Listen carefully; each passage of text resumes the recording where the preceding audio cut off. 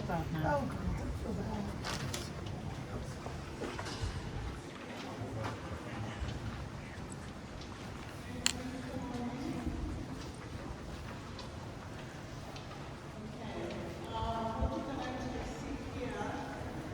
Is the eternal fire, that's what we call eternal fire.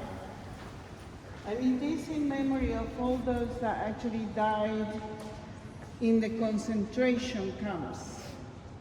Most of the concentration camps were in Poland.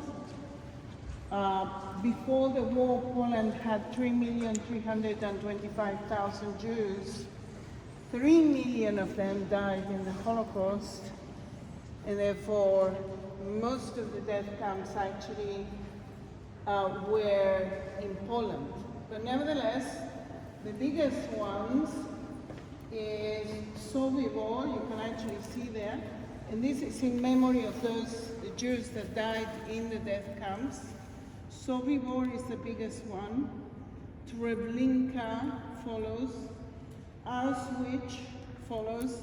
There were actually 12 death camps, which is interesting, yeah? And can you see that there's some stones on like a burial site, is the stones. And it's interesting because the Jewish people actually put stones on the burial site and not flowers. Why stones? And this is because in the Mosaic law, God asked the Jewish people that whenever he makes a miracle, you need to put stone upon the stone and remember the miracle that God made. So the stones became to be a memorial, and today we use it as a memorial for the dead. Okay? When you have some dignitaries coming here to the land of Israel, they get to do a tour of the Holocaust Museum. Trump was here, Obama was here, okay? And they generally leave a garland of flowers here in this place. Okay, so come with me. Shonya, you said there was 12 death camps. There's Yeah. 22 things here. What are the rest? There are 22, not 22, there are 12. 1, 2, 3, 4, 5, 6, 7, 8, 9, 10, 11. Oh, there is more. There's 22. Okay, they told me that there were 12. I didn't count ever. Okay, so that's interesting. There's more than 12. Okay, so come with me.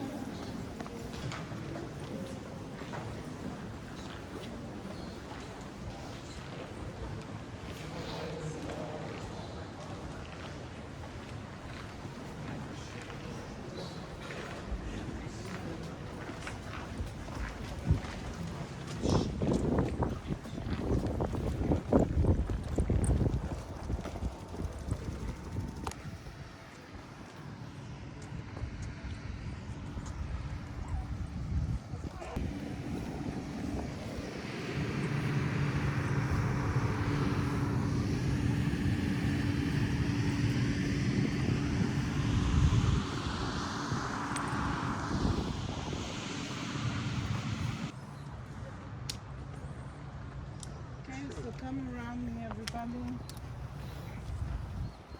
Remember, inside the museum there is a gallery of what is called the righteous amongst the nations. The people that actually helped the Jewish people during the Holocaust. And they helped even though they could be killed. You know, if the Nazis knew that you were helping a Jewish person or a Jewish family or whatever, they could kill you and your whole family would be thrown into the death camps or whatever, you know, concentration camps. So it was actually very dangerous, and the Jewish people could not pay for it. So they were giving out of their own food. They were putting themselves in danger just to save some Jews, yeah, of this terrible persecution. So this is why Israel calls them the righteous amongst the nations. It is actually a phrase that appears in the Bible, okay? The Goyim, the Gentiles, you know, that love Israel. One of them, perhaps you know about it, Oskar Schindler. Have you heard of Oskar Schindler?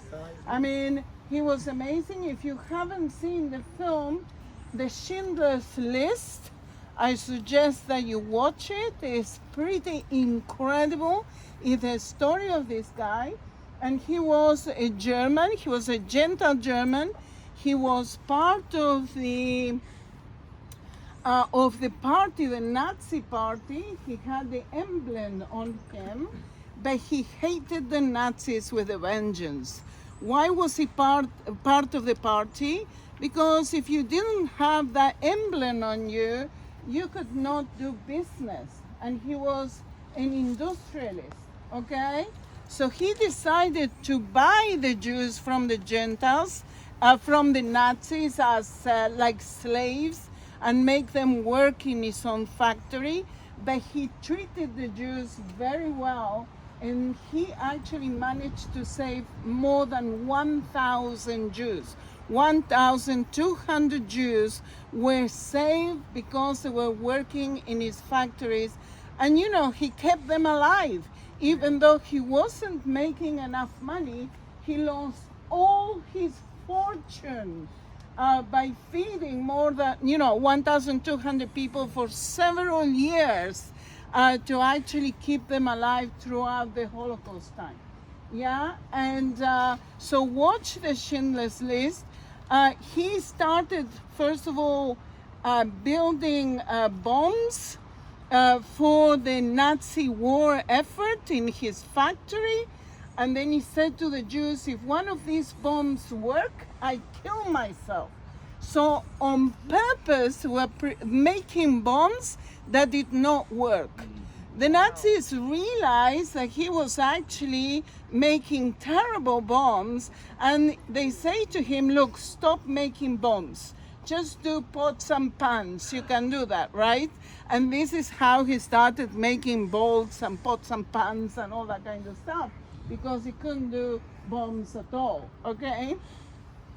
He lost all his fortune after the Holocaust. He couldn't rebuild his industries again. He lost it all. And because of that, 1,200 people were gathering money every single month to send it to Oskar Schindler to Germany to keep him alive. And when he died in Germany, the Jewish state went to look for him in Germany, and they buried him here in Jerusalem in the Christian cemetery here in Jerusalem. You can actually go and see if you have time here in Israel, okay? So another thing that the Holocaust Museum does for the righteous amongst the nations, we plant a tree and we put the names of the family name in front of the tree, okay? So all the trees that you see, they're actually planted in memory of the righteous amongst the nations. Now, have you heard of Corrie ten Boom? Mm-hmm. Yeah. Okay? She was in Amsterdam. She was actually, the family of Corrie ten Boom and herself were helping the Jews, getting false documents for them, help them to escape the Nazi occupation. It was pretty amazing what they were doing. The Nazis actually caught her and her sister and her father. The father and sister died. Corrie ten Boom managed to survive the Holocaust, okay? She was in a concentration camp for many years. And she had a tree here. And listen to this, guys. The day that Corrie ten Boom died is the day that her tree died. Wow. I mean, it's just incredible. It all of a sudden went dead. Wow. So the newest tree that we have here in the Holocaust Museum is Corrie ten Boom, because they had to plant another one. So it's like represents her new life in Christ. Oh, Yeah? man. Isn't that beautiful? Yes. Yeah. Okay, so come with me. Shonya, did anybody at the time believe that Hitler was the Antichrist and that it was the mark of the beast. You couldn't buy or sell goods without the mark of the Nazis. Kind of interesting. He is a fighter. Yeah. Yeah. There are many, like in the history of the Jewish people, there are many antichrists. Yeah. Literally. Just one right now. Trying to do the same thing. There are many. Yeah, Bonhoeffer. It isn't the one. Shonya is the children's monument, which is actually the hardest part of the whole of the Holocaust Museum. Because 1.5 million kids were murdered by the Nazis just because they were Jews, okay? For the Nazis, kids had no purpose. They couldn't work in their slave factories. They were just eating food, and they were from the hated Jews, okay? So the first thing that they got rid of were the children. 1.5 million children that were murdered by them. Now, when we go inside, it's a little museum. It is actually dark, and you will hear the name of the children in Hebrew and in English. It will tell you where they're from and at which age they died, okay? So that's what we're going to do. You're going to see lights at the bottom, so just follow the lights, follow the rail. You put your hand in the rail and you'll be able to follow it. And then I will be standing at the exit, okay? All right, so come with me.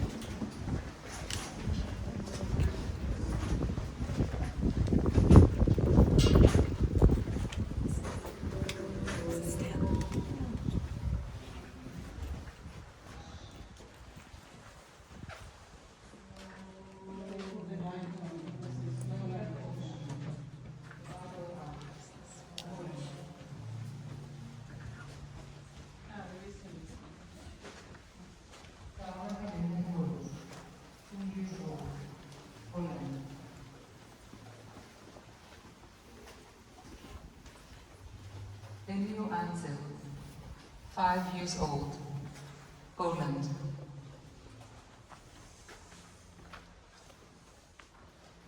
Anda Hanna Carlos, Baczysz, Czechoslovakia.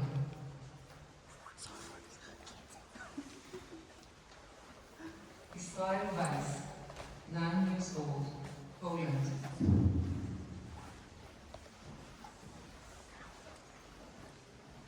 Albert Wojcicki, 17 years old, France.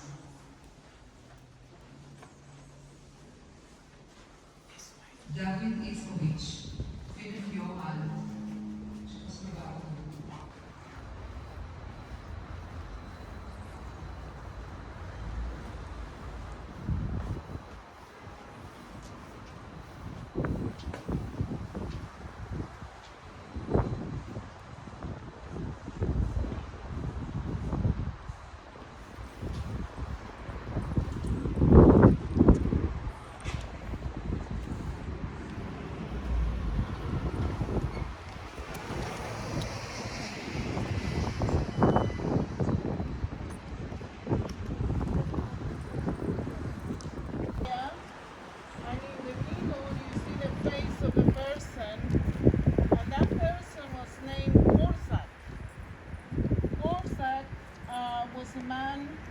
In the Warsaw ghetto at the time of the Holocaust, and the parents were taken to the trains, and the parents didn't know where they were going, so they were saying to the kids, run, run, you know, and the kids were running between the Germans, the Nazi, and they would run away.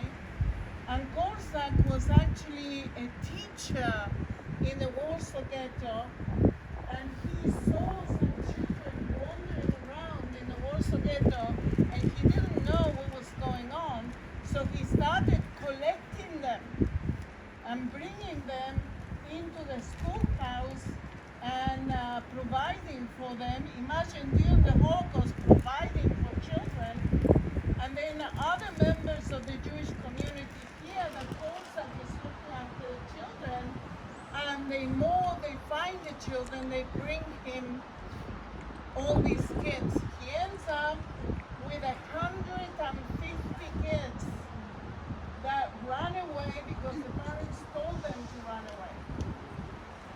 And he was feeding them. And the Nazis actually were providing the food to keep these kids alive. Okay? So they knew Polsak, and they said one day, they came one day to him and they said to the schoolhouse, and they said to him, give us the children. We are going to take the children with a train to a place where they can grow up. And Polsak said to them, no way, Jose, these kids are mine now. I'm the father, I'm their mother. I'm not going to let them off. So what was happening is that the Nazis liked Polsak. Unbelievable, okay? Unbelievable. And they said, you don't have to come with us. We're just going to take the children. And he said, no, I'm not going to do that. If the children go somewhere, I'm going to go with them. So then he went with them to the trains. They arrive at one of the death camps, if I'm not mistaken, at Auschwitz. And again, the Nazis are trying to save him. They say to him, we are going to take the children to the showers. You don't have to come with us. And Polsak said, again, I'm not going to leave these children, not even a minute. Wherever they go, I'm going to go with them. So he went into the death camp and he went into the showers with the children, and they all died. So in memory of Polsak, this is what we have, this monument we have here, okay? Is he a Jewish man? He was a Jewish man, Well, why did the a Nazis like him? school teacher. We have no idea, but they liked him, and they tried to save him twice, but he wouldn't be saved. He'd much rather be with the kids, okay? So it's pretty amazing man. Okay, we're going for lunch, guys. Come here.